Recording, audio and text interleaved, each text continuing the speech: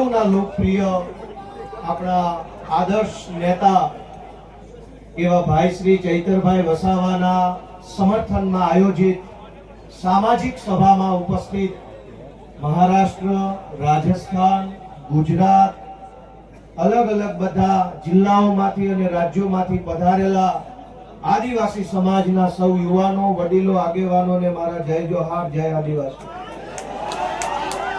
મંચ ઉપર ઉપસ્થિત ગુજરાતભરના આદિવાસી સમાજ માટે હંમેશા જેઓ લડે છે એવા ભાઈ શ્રી આનંદભાઈ પટેલ, હંમેશા જેમણે ચૈતરભાઈની સાથે ખભે ખભો મિલાવી અને ગુજરાતભરના મુદ્દા ઉઠાવ્યા છે એવા શ્રી ઈશુદાનભાઈ ગઢવી, ચૈતરભાઈની સાથે મળી અને આદિવાસી વિસ્તાર માટે, અમારી પાર્ટી માટે, ગુજરાત માટે હંમેશા જેમણે કામ કર્યું છે એવા ભાઈ શ્રી મનોજભાઈ સોરઠિયા, મહારાષ્ટ્ર અને રાજસ્થાનથી પધારેલા આદિવાસી સંગઠનોના સૌ આગેવાનશ્રીઓ, નિવૃત્ત આઈએએસ સાહેબશ્રી, બધાનો પહેલા તો હું ખૂબ ખૂબ આભાર વ્યક્ત કરું છું કે આ મુશ્કેલ ઘડીમાં બધા એક થઈને ભેગા મળીને ચૈતરભાઈની સાથે ઉભા છે.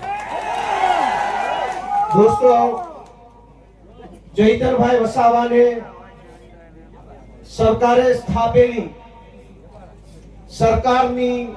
સરકારના પૈસાથી ચાલતી સરકારની અદાલતે 7 વર્ષની સજા આપી છે અને સરકારે સ્થાપેલી સરકારના નિયમથી ચાલતી અદાલતે જે સજાનો ચુકાદો સંભળાયો, એ સજા, એ ચુકાદો આ જનતાની અદાલતમાં લઈને અમે બધા આવ્યા છે કે તમને એ માન્ય છે કે નહીં. લોકતંત્રમાં સરકાર કે કાયદો કે વ્યવસ્થા થી જ વસ્તુ કરતા સર્વોપરી છે જનતાનો ઈરાદો, જનતાના આશીર્વાદ, જનતાની આશા શું છે.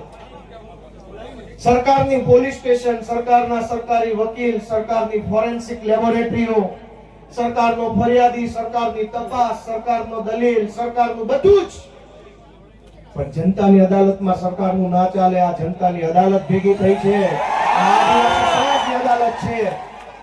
ચૈતરભાઈને સરકારની અદાલતે અને સરકારે ભેગા મળીને જે કાંઈ ન્યાય અન્યાય કર્યો એનો સાચો ન્યાય આદિવાસી સમાજની અદાલતમાં થવાનો છે અને નિર્ણય આજે અહીંથી આપણે કરીને જવાનો. દોસ્તો, સરકાર એમ કહે છે કે ચૈતર વસાવાને 7 વર્ષની સજા. આ જનતાની અદાલતના કરોડો ન્યાયાધીશો તમે અહીંયા ઉભા છો, તમે કહો તમે શું સજા કરશો ભાજપ? જો ભાજપની સરકાર ચૈતર વસાવાને 7 વર્ષની સજા કરે તો આ આદિવાસી સમાજની અદાલતમાં ભાજપને 70 વર્ષની જેલની સજા આપણે કરવાની છે. આવનારા 70 વર્ષ સુધી ભાજપનું બટન નહીં દબાવવાનું અને એને સજા આપવાનો નિર્ણય આજે આ જનતાની અદાલતમાં થવો જોઈએ.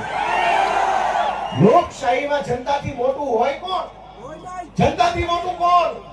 જનતાથી મોટી પોલીસ નહીં, જનતાથી મોટું જંગલ ખાતું નહીં, જનતાથી મોટા મુખ્યમંત્રી પણ નહીં. સૌથી મોટી જનતા, અને જનતાએ નક્કી કર્યું કે અમારો નેતા ચૈતર વસાવા છે. દોસ્તો, એટલે આ સજા માત્ર ચૈતર વસાવાને નહીં, જનતાને છે આ સજા. કેમ કે જનતાએ નક્કી કર્યું ને અમારો નેતા ચૈતર વસાવા. તો કરોડો લોકોને જે ચૈતર વસાવા ઉપર વિશ્વાસ છે, કરોડો આદિવાસીઓને જે ચૈતર વસાવાની ઉપર આશા છે, એને જેલમાં પૂરવાનો અર્થ એ થયો કે કરોડો લોકોને ભાજપની સરકારે સજા આપી છે કે તમારી પાસેથી તમારો નેતા છીનવી લીધો. અરે ભાઈ સાહેબ, કેટલા વર્ષો પછી ભગવાનના આશીર્વાદથી, પ્રકૃતિના આશીર્વાદથી, વડીલોના આશીર્વાદથી, હજારો વર્ષો પછી એક લડાયક ચૈતર વસાવા જેવો નેતા આપણા ગુજરાતના આદિવાસી સમાજને મળ્યો. અનેક લોકો ધારાસભ્યો બન્યા, સાંસદો બન્યા આદિવાસી સમાજના મત આધારે, પણ આદિવાસી વિસ્તારોમાં ચાલતી નકલી સરકારી કચેરીઓ ઉપર પહેલી વખત બોલ્યું કોણ? બોલ્યા. અનેક લોકો આદિવાસી સમાજના મતના આધારે સાંસદો, મંત્રીઓ બન્યા, પણ આદિવાસીઓની જમીન ઉપર વિવિધ કંપનીઓ લાવી આદિવાસીઓને ખદેડવાનું કામ કરતા હતા. એની વિરુદ્ધમાં પહેલો મજબૂત અવાજ ઉઠાવ્યો કોણે? કેવડિયામાં, તાપીમાં, છોટાઉદેપુરમાં ડાંગ જિલ્લામાં ચારો તરફ કંપની થર્મલ પ્રોજેક્ટ, ફલાણો પ્રોજેક્ટ, ઢેકણો પ્રોજેક્ટ, તમામ પ્રોજેક્ટના લાભે આદિવાસીઓને ઘર વગરના, જમીન વગરના, શિક્ષણ વગરના, આરોગ્યની વ્યવસ્થા વગરના કરવાના ષડયંત્રને રોકવાનું કામ કર્યું કોણે? ચૈતર વસાવાએ કર્યું. અને સરકારના પેટમાં તેલ રેડાયું કે આ ચૈતર વસાવા આદિવાસીઓને કાં આટલો બધો જાગૃત કરે છે? કેમ આદિવાસી યુવાનોને જગાડે છે? કેમ સુતેલો આદિવાસી સમાજને જાગૃત કરવાનું કામ કરે છે? ચૈતર વસાવાનો ગુનો એ નથી કે જંગલ વિભાગના કર્મચારી સાથે બોલાચાલી કરી. ગુનો તો એ છે કે જંગલની જમીન તમારી છે અને તમને અપાવવાની છે એવી જાગૃતિ સમાજમાં લાવે. ચૈતર વસાવાએ જો બીજા ભાજપના આદિવાસી નેતાઓની જેમ રૂપિયા બનાવ્યા હોત તો જેલમાં હોત કે ઘરે હોત?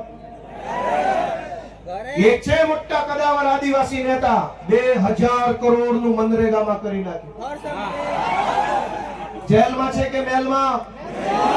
આદિવાસીઓના મત લઈને, આદિવાસી વિસ્તારોની ગ્રાન્ટો ખાઈને 2000 કરોડ રૂપિયાનું બૂચ મારીને જો બેઠા હોત તો મેલમાં હોત. પણ જેણે આદિવાસીઓને પાય બચાવવાનું કામ કર્યું, આદિવાસી બાળકોના શિક્ષણ માટે લડાઈ લડ્યા, વિસ્થાપિતો માટે બોલ્યા, ગરીબ દીકરીઓ માટે બોલ્યા, તમામ પ્રકારની યોજનાના લાભ અપાવવા માટે બોલ્યા, એ ચૈતરભાઈને જેલમાં પૂર્યા. વિધાનસભામાં આજની તારીખમાં જેની ઉપર ગુજરાતની હાઈકોર્ટે આદેશ કર્યો હોય કે આ ધારાસભ્યો પર બળાત્કારની એફઆઈઆર નોંધો, જેની ઉપર બળાત્કારની એફઆઈઆર છે એ આજે વિધાનસભામાં છે. આજની તારીખમાં ધારાસભ્ય છે, જેલમાં નથી બળાત્કારના આરોપી. જેની ઉપર મનરેગા કૌભાંડનો 2000 કરોડનો આરોપ છે એ વિધાનસભામાં ધારાસભ્ય થઈને બેઠા છે. જેની ઉપર જમીનો પચાવી પાડવાનો કેસ ચાલે છે 200 કરોડનો, એ અત્યારે ધારાસભ્ય છે. ગુજરાતના તમામ ચોર, લુચ્ચા, લફંગા, લબાડ, તોડબાજ, બળાત્કારી, ભ્રષ્ટાચારી, મોટા ધંધા કરનારા બધા જ લોકો આલિશાન જિંદગી જીવે છે. અને એક મામૂલી ગુનાની અંદર ચૈતર વસાવાને 7 વર્ષની સજા. 7મા ધોરણમાં ભણવામાં આવતું કે દેવડીએ દંડાય છે ચોર મુઠ્ઠી ઝારના ને લાખ ખાંડી લૂંટનારા મહેફિલે મંડાય છે. કરોડોના કૌભાંડ કરનારા લોકો વટથી ફરે છે અને આદિવાસી સમાજ માટે લડનારા ચૈતર વસાવાને જેલમાં પૂર્યા છે. દોસ્તો, મારી તમને એટલી વિનંતી છે કે લડાઈ બહુ લાંબી છે.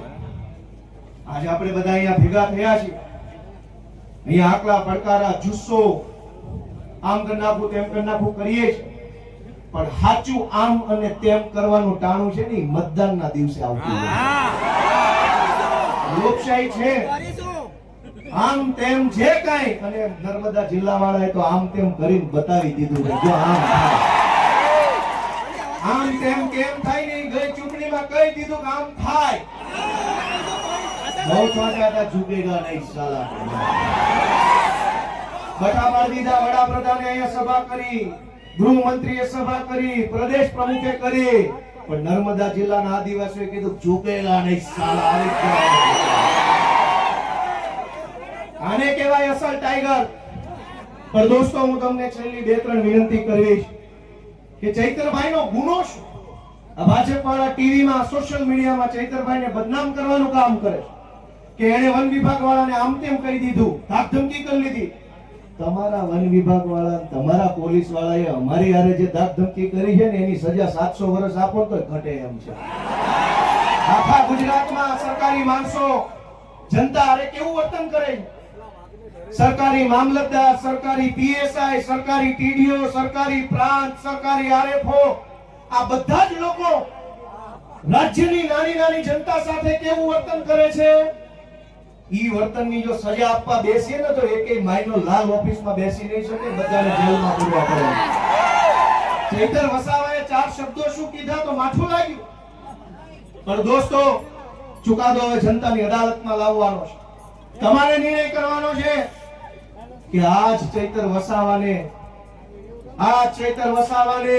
તમારા આશીર્વાદથી એક વખત ગુજરાતની સરકારમાં બેસાડો, પછી ખબર પડશે કે કેવી રીતે ન્યાય કરી શકાય. આપણે ક્યાં સુધી અન્યાય સહન કરવાનો? માંડ કરીને એક નેતા મળે, એક બાજુ બધા ભ્રષ્ટ નેતાઓ સમાજ માટે બોલે નહીં, લડે નહીં, અવાજ ઉઠાવે નહીં, ચૂપ થઈ જાય.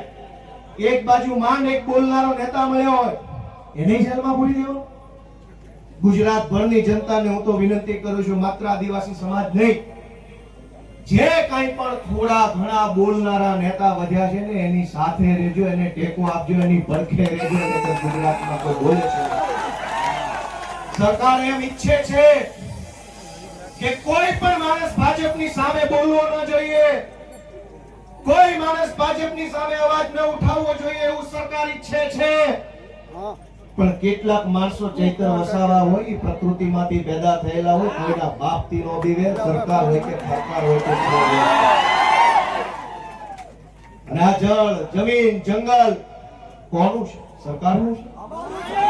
સરકાર નહોતી, જે દિવસે આ દેશમાં સરકારો નહોતી ત્યારે જંગલ હતું કે નહીં? જે દિવસે આ દેશમાં કોઈ સરકાર, કોઈ પાર્ટી નહોતી ત્યારે જમીન હતી કે નહીં? અને જે દિવસે આ ભાજપ પાર્ટી કે એના નેતાનો જન્મ નહોતો ત્યારે આ ધરતી પર જળ હતું કે નહીં? તો ભાજપ વાળા પેદા નહોતા થયા ત્યારે જળ હતું, ભાજપ વાળા પેદા નહોતા થયા ત્યારે જમીન હતી, ભાજપ વાળા પેદા નહોતા થયા ત્યારે જંગલ હતું, અને ભાજપ વાળા પેદા નહોતા થયા ત્યારે આદિવાસી પણ હતા. આ દુનિયા ઉપર આ દેશ ઉપર તમારી પોલીસ, તમારું ફોરેસ્ટ, તમારા બધા માણસો એ તો હમણાં આવ્યા. આ તો સદીઓથી હાલતી આવતી વ્યવસ્થા છે ને એને સંભાળીને રાખનારો આદિવાસી સમાજ છે. આદિવાસી સમાજ જળ, જમીન, જંગલની રક્ષા કરે અને આદિવાસી સમાજની રક્ષા ચૈતર વસાવા કરે છે. એ વાત ભાજપ વાળાને ગમતી નથી. દોસ્તો, અમારી લીગલ ટીમે મહેનત કરી અને હાઈકોર્ટમાં અપીલ ફાઇલ કરી. જે કઈ પણ ખેડૂતો બહેનો, ચૈતરભાઈ અને શકુંતલાબેન સિવાયના બીજા જે કઈ મિત્રો જેલમાં છે અને ચૈતરભાઈ સહિત બધાય એમની અપીલ હાઈકોર્ટમાં ફાઇલ કરી અને શકુંતલાબેન જે નાનું બાળક છે એમને હાઈકોર્ટે છોડી મૂકવાનો આદેશ આપ્યો. આપણા માટે બહુ સારી બાબત કહેવાય. અને બહુ જલ્દી તમામ આપણા જે કઈ પણ સાથી મિત્રો જે નિર્દોષ જેલમાં છે એમને પણ વહેલી તકે જેલ મુક્તિ થાય એના માટેના તાબડતોબ પ્રયત્નો સતત ચાલુ છે. અને બહુ વહેલી તકે આપણને સારા સમાચાર મળે એવી હું આશા રાખું છું. આપ સૌને મારી એક જ વિનંતી છે કે આ લડાઈમાં ચૈતર વસાવાને, એના પરિવારને, એના બાળકોને ક્યાંય પણ એક સેકન્ડ પણ આપણે બધાએ, હું અને તમે ભેગા મળી એકલા નથી કરવા. જ્યાં જરૂર પડે, જેવી જરૂર પડે, જ્યારે જરૂર પડે ત્યારે આપણે બધાએ સાથે ઊભું રહેવાનું. અમે બધા આજે સાથે છીએ. ચૈતરભાઈ સાથે બહુ પારિવારિક સંબંધ છે મારે. આમ તો હું જે કઈ બોલું છું આજે બહુ દુઃખ થાય છે. વિધાનસભામાં ચૈતરભાઈ મારી બાજુમાં બેસે, અમે ખૂબ વાતો કરી, મારી બાજુમાં ઊભા આદિવાસી સમાજના અધિકારો વિશે પૂરી તાકાતથી બોલતા હોય છે અને એટલું સરસ રીતે આમ છાતી કાઢીને સરકારની આંખમાં આંખ નાખીને કહેતા હોય છે કે ભાજપ વાળાને ગમતું નથી. ભાજપ વાળાને એ વાત ગમતી નથી કે એક આદિવાસીનો છોકરો વિધાનસભામાં ઉભા રહીને મંત્રીઓની ફોજ, મુખ્યમંત્રી બેઠા એની સામે આંખમાં આંખ નાખીને બોલે છે કે આ જળ, જમીન, જંગલ અમારું છે, તમને નહીં ઘૂસવા દઈએ. બીજા પણ આદિવાસી નેતાઓ છે. યસ સર, જી sir, sir ticket sir, please ticket. Sir સમાજને છેતરી જાય, વાંધો નહીં, સમાજને આંખો બંધ કરાવી દઈશ, ઊંઘાડી દઈશ, મને ટિકિટ આપો એટલે હું મારા સમાજને છેતરી મોકલી આવીશ. આનંદભાઈ પણ જોતા હશે, આનંદભાઈ પણ બોલે છે વિધાનસભામાં પૂરી તાકાતથી આદિવાસી સમાજ માટે. એ ચૈતરભાઈની તેરી બાજુ બેસે. દોસ્તો, બે ત્રણ માણસ વધ્યા છે, ગમે તેટલી મોટી સરકાર હોય એની સામે પણ આંખમાં આંખ નાખીને બોલવાની હિંમત રાખે છે કે તું જે હોય તે, હું મારા સમાજ માટે બોલવા અહીંયા આવ્યો છું. તું જે હોય તે, સરકાર હોય તો ભલે, રાષ્ટ્રપતિ હોય તો ભલે, ને તું મોટી તોપ હોય તો ભલે. મને તો અમારા આદિવાસી સમાજે, અમારા ખેડૂતોએ મત આપ્યા છે તો હું એમના માટે બોલતો રહીશ. આજે હું પણ, મને મત આપનાર ખેડૂતો છે, કાઠિયાવાડના ખેડૂતોએ મને ધારાસભ્ય બનાવ્યો આદિવાસી સમાજે ચૈતરભાઈને ધારાસભ્ય બનાવ્યા. અમને મત આપનારા લોકો માટે અમે બોલતા રહેવાના, લડતા રહેવાના અને ક્યારેય નથી ઝૂકવાના એ સંકલ્પ અમે લીધો છે દોસ્તો. આપ સૌએ ચૈતરભાઈ વસાવાનો જુસ્સો વધારવાનું કામ કર્યું એ બદલ સૌનો હું આભાર વ્યક્ત કરું છું. જય આદિવાસી. જય આદિવાસી.